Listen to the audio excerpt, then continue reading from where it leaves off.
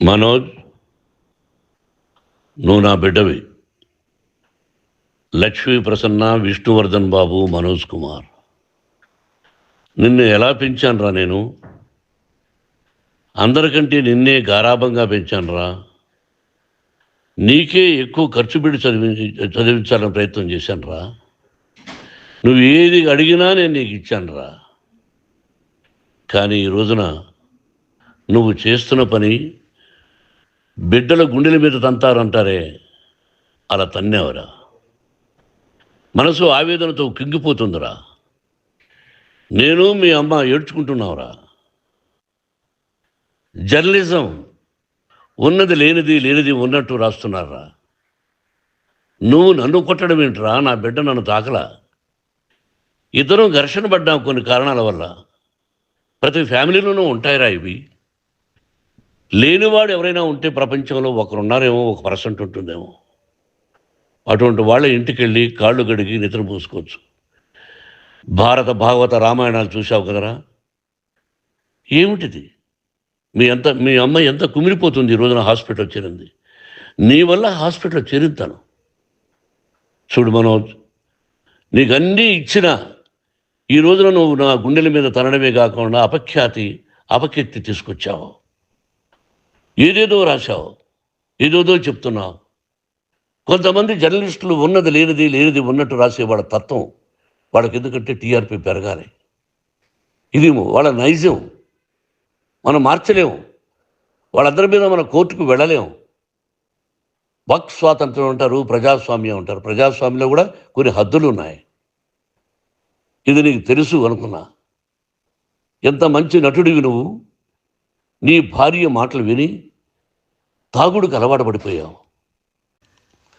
వింటున్నావా మనోజ్? ఎవరిని నమ్మాలో ఎవరిని నమ్మకూడదో పరిస్థితి తీసుకొచ్చావు. విద్యాలయాలు ఎంత గొప్పవిరా. మనం 25% కులమతాలకు అతీతంగా ఫ్రీ ఎడ్యుకేషన్ ఇస్తున్నాంరా.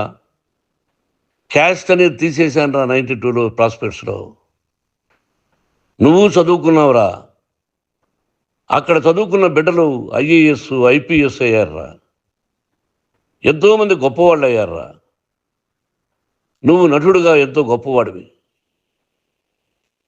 తాగుడికి అలవాటుపడి నువ్వు నీ భార్య ఇంట్లో బిహేవ్ చేస్తున్న విధానం ఆ భగవంతుడు సర్వేశ్వరుడు తెలుసు.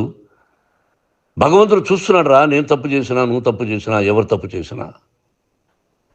ఎంత అవకాశం ఇచ్చావు మాట్లాడుకునేదానికి అందరికీ. ఇన్ని సంవత్సరాల్లో మన విద్యాలయాల్లో ఒక్క తల్లి కానీ ఒక తండ్రి కానీ ఏమైనా చెప్పారా? ఆ బిడ్డలు మన బిడ్డలు రా. మీరెంతో నాకు అక్కడ ఉన్నవాడు కూడా నా కూతుర్లు, నా కుమారులు. ఎంతమందికి ఫ్రీ ఎడ్యుకేషన్ ఇస్తున్నావు. వాడి దగ్గర ఏది ఆశించరా. నువ్వు ఎందుకు ఇలా తయారైపోయావు? ఎందుకు ఇంట్లో ఉండే పని వాళ్ళందరినీ కొడుతున్నావు? వాడు పని చేసుకోవడానికి మన ఇంటికి వచ్చాడు రా. ఆ పనివాడిని కొట్టడం చాలా మహాపాపంరా. నేను వేరురా. నేను దండించడం వేరురా. నేనెవరిని ఆ చిన్న చిన్న వాళ్ళని కొట్టి ఇచ్చేసి చేయలేదురా. సినిమా ఇండస్ట్రీలో మోహన్ బాబు కొడతాడు, తిడతాడు అంటే అది షూటింగ్లో జరిగి ఉండొచ్చేమో. కానీ ఇంట్లో ఉండి 10 సంవత్సరాల నుంచి 20 సంవత్సరాల నుంచి పనివాళ్ళు ఉన్నారు. నేను ఇంట్లో లేని సమయంలో వాళ్ళందరినీ కొట్టి వాళ్ళ ఫోన్ లాక్కొని ఒకడైతే చచ్చిపోవాలి. వాడు పోలీస్ కంప్లైంట్ ఇచ్చి ఉండొచ్చు. నేను వద్దు అని వాడిని బతిమాలాడు. పోలీస్ కంప్లైంట్ కూడా ఇవ్వలా. ఇంకైనా నువ్వు నీ భార్య మారి బయట ఉండండి రా అన్నాను నేను. లేదు డాడీ, తప్పు చేయలేని ఒకసారి వచ్చావు, మళ్ళీ తప్పు చేశావు, మళ్ళీ వెళ్ళావు, మళ్ళీ ఈసారి తప్పు చేయనన్నావు. ఏమండి వీడు తప్పు చేయడం అని మీ అమ్మ చెప్పింది. ఇంట్లో పెట్టుకున్నా. మళ్ళీ నువ్వు చేస్తున్నది, ప్రతిరోజు నువ్వు తాగుతున్న విధానం నీకే తెలుసు. ఇది ప్రజలు నమ్ముతారా లేదా అనవసరం నాకు. నేను నీకు చెప్తున్నా, ఇంతటితో ఫుల్ స్టాప్ పెట్టాలి. 3 రోజుల నుంచి రకరకాలుగా రాస్తున్నప్పుడు నా మనసు ఆవేదనతో ఉంది. మళ్ళీ చెప్తున్నా, Mohan Babu university is greater than temples. బిడ్డలను కాలేజీలో చేర్చుకునే ముందు చెప్తారు, అన్నయ్య ఎంత ఉంది యూనివర్సిటీ రూల్స్, ఇది మా పద్ధతి, మీకు ఇష్టమైతే చేర్చండి. గవర్నమెంట్ బిడ్డల్ని గవర్నమెంట్ ఏమిస్తుందో ఇంత పర్సంటేజీ వాళ్ళకు కూడా మీ దగ్గర ఎందుకు డబ్బు తీసుకుంటున్నామంటే దానికి అర్థం పరమార్థం చెప్పాము. దొంగతనంగా తీసుకోలేదు. ప్రతి దానికి చెక్కులు ఉన్నాయి, అది అకౌంట్ ఉంది. దానిలో తప్పులు జరిగితే డిపార్ట్మెంట్ ఉంది. కాలేజీలో ఇంకేమైనా తప్పు జరిగితే గవర్నమెంట్ ఉంది. ఇవన్నీ నీకు తెలుసు. ఈ రోజున ప్రపంచంలోనే నెంబర్ 1గా చేయాలని మీ అన్న కష్టపడి ఇతర దేశాల్లో నెంబర్ 1 యూనివర్సిటీ టైఅప్ చేశాడు. ఈ రోజు నువ్వు చేసిన విధానం ఏమిటి? నువ్వే ఒకప్పుడు నాకు ఇవి ఏమొద్దు, నేను యాక్టింగ్ అన్నావు. ఈ రోజున ఏం చేస్తున్నావు? విద్యాలయాల మీద పడ్డావు. తల్లిదండ్రులు చాలా గొప్పవాళ్ళరా. కొంతమందికి డబ్బు కట్టలేకపోవచ్చు, కట్టని వాళ్ళకు కొంత సహాయం చేసావు. అంతా సహాయం చేయలేము. బ్యాంకుల్లో డబ్బు కట్టాలి, లెక్చరర్స్కి డబ్బులు ఇవ్వాలి, యూనివర్సిటీ బ్రహ్మాండంగా నడపాలంటే మంచి లెక్చరర్స్ కావాలి. ఇవన్నీ తెలిసి చేస్తున్నావురా 32-33 సంవత్సరాల నుంచి. అది పక్కన పెడితే అందరినీ కొట్టడానికి వస్తావు. మీ అన్నం తిడతావు. ఒక వ్యక్తి వినయ్ గారనే ఆయన వ్యక్తి హెల్ప్ చేయడానికి వస్తే ఆ వినయ్ ఎవరు లజ్జాగుడికి చంపేస్తాను వాడు అన్నావు. ఇవన్నీ ఎంత తప్పురా? అంటే మీ నాన్నగారికి ఎవరు సహాయం చేయడానికి వస్తే వాళ్ళందరినీ లజ్జాగుడుకులు అంటావు, చంపేస్తానంటావు. మీ అన్నను చంపేస్తానన్నావు. చంపరా చూద్దాం మీ అన్న. నేనే అన్నా. తాకరా నీ ధైర్యం ఉంటే అన్నా. ఎంతమందిని చంపాలనుకుంటున్నావు? ఎంతమందిని చేయాలనుకుంటున్నావు? నువ్వు ఏం సాధించాలనుకుంటున్నావు? ఆలోచించుకో. ఈ ఇంట్లోకి అడుగు పెట్టడానికి నీకు అధికారం లేదు. ఇది నా కష్టార్జితం. మా నాన్నగారు 10 రూపాయలు 10 పైసలు కూడా ఇవ్వలేదురా. మంచి జన్మనిచ్చాడు మా నాన్నగారు. మద్రాసుకు వెళ్ళి వీధుల్లో అడుగు తిన్నాను రా. ఒక పూట కూడా భోజనం లేకుండా అడుగు తిన్నాను రా. న్యాయంగా మోహన్ బాబు తిడతాడు కొడతాడంటారు కానీ మోసగడనం లేదురా. నీట్ పార్లమెంటేరియన్గా బయట వచ్చాను రా. నువ్వు నా పరువు ప్రఖ్యాతులు మంట కలిపావు. ఏమిటి నేను చేసిన అన్యాయం? నీకు జన్మనిచ్చాను, అదా నేను చేసిన పాపం. అందుకే ఇది నా ఇల్లు అన్నావు. నువ్వు నీ ఇల్లు కాదు. నీ కష్టార్జితంతో నువ్వు సంపాదించుకున్న ఇల్లు నీది. ఇది నా డబ్బు, నా కష్టార్జితం. నా కష్టార్జితంలో నేను పిలిస్తేనే మీరు ఇంట్లోకి రావాలి.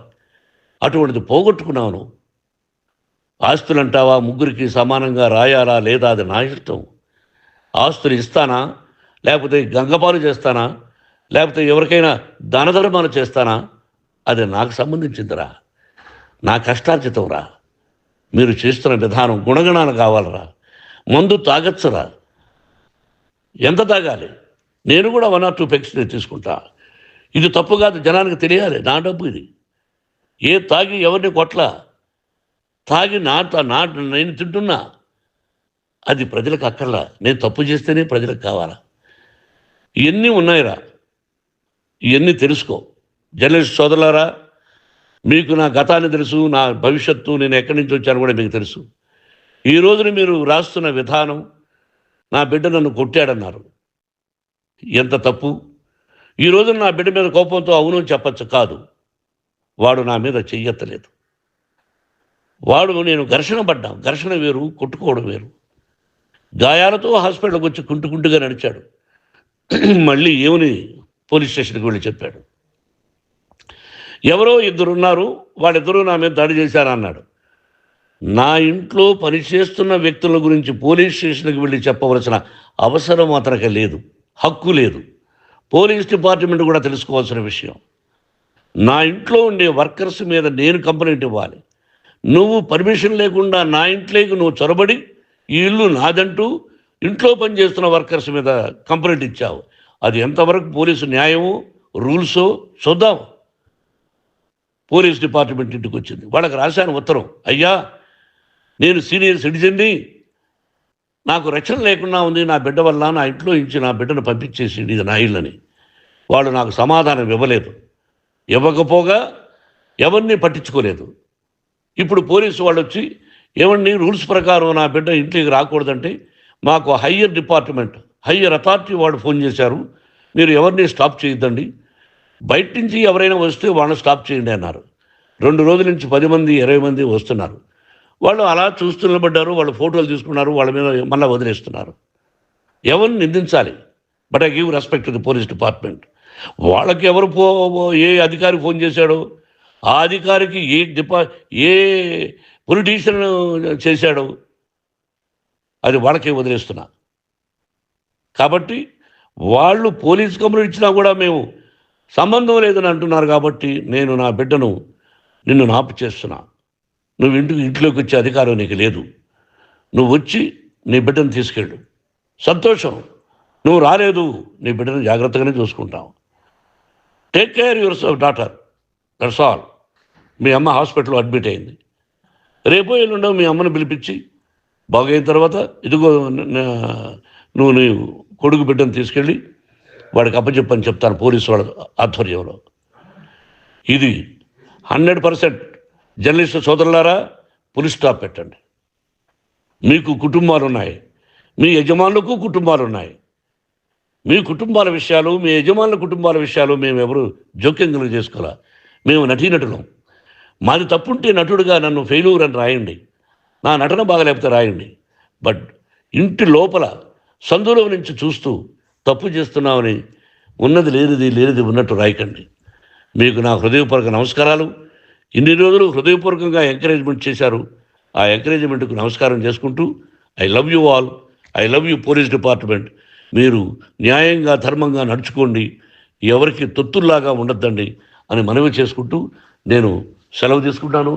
Thank you very much for all the journalist. ఇక్కడ పులి స్టాప్ పెట్టండి. Thank you very much.